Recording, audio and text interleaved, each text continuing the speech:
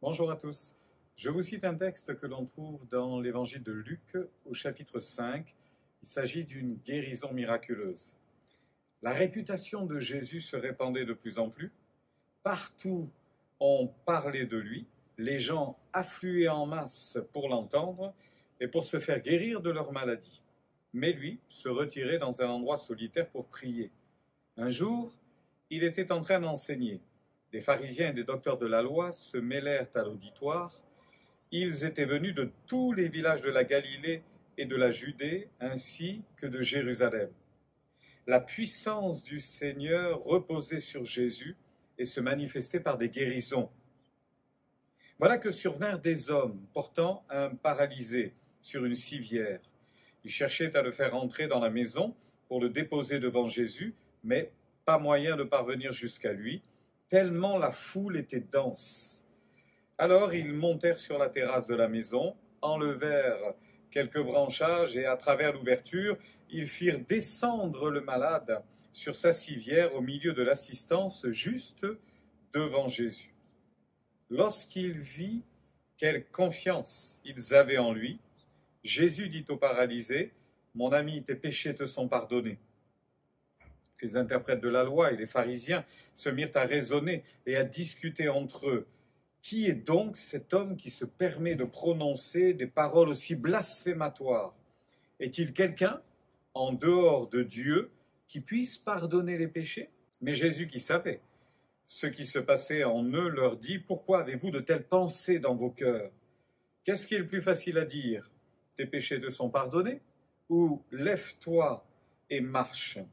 Eh bien, pour vous convaincre que le Fils de l'homme, il parle de lui-même, a sur la terre les pleins pouvoirs pour pardonner les péchés, lève-toi, dit-il en s'adressant au paralysé, je te le commande, prends ta civière et rentre chez toi.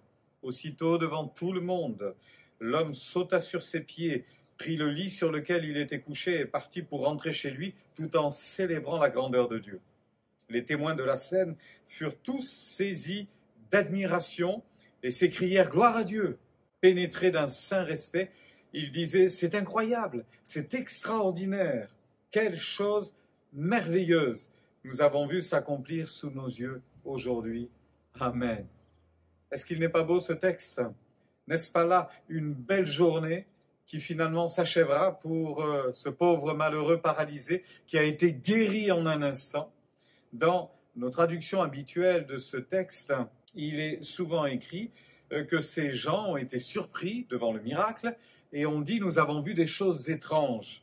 Et en fait, derrière ce mot « étrange », il faut comprendre quelque chose d'inhabituel, quelque chose d'extraordinaire, effectivement, de véritablement incroyable. Ça n'est pas croyable, mais c'est inhabituel. On n'a pas l'habitude de cela. Voilà. Ce que j'aimerais laisser sur votre cœur aujourd'hui, c'est que toutes ces choses qui ne sont pas habituelles puissent le devenir pour chacun d'entre vous, pour chacun de nous. C'est-à-dire cette capacité d'aller vers Dieu. Il est arrivé à des personnes de tâtonner, de ne pas savoir comment aller vers Dieu, comment rencontrer Dieu, comment m'approcher de lui, où le trouver.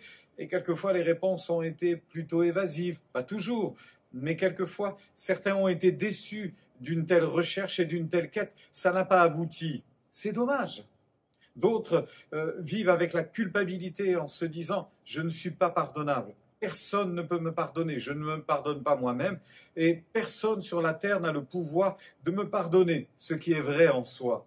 Mais Jésus est venu pour détruire les œuvres du diable, dont l'accusation, le pouvoir du péché qui domine sur nos vies, et Jésus a remporté la victoire. Donc oui, aujourd'hui, il est possible d'être pardonné de ses péchés, de ne plus vivre dans l'accusation, mais d'en être libéré par le pouvoir seul de Jésus et à cause de l'œuvre qu'il a accomplie sur la croix du Calvaire pour nous. Souvenez-vous, tout est accompli, Jésus a tout fait pour notre liberté.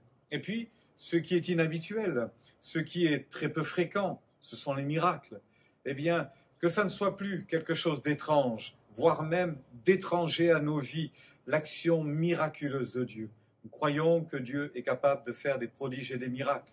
Nous savons qu'il est capable d'agir ainsi et nous vous disons que le temps des miracles n'est pas passé.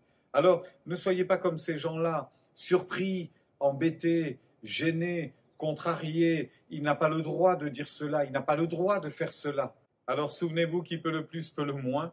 Celui qui peut pardonner les péchés peut guérir le corps malade. Non, rien n'est impossible à Dieu. Ne regardons pas tous ces miracles de l'Écriture comme quelque chose d'étranger, d'étrange, d'impossible, qui n'arrivera jamais. Oui, c'est inhabituel. Oui, c'est extraordinaire. Oui, c'est étonnant. Oui, c'est surprenant.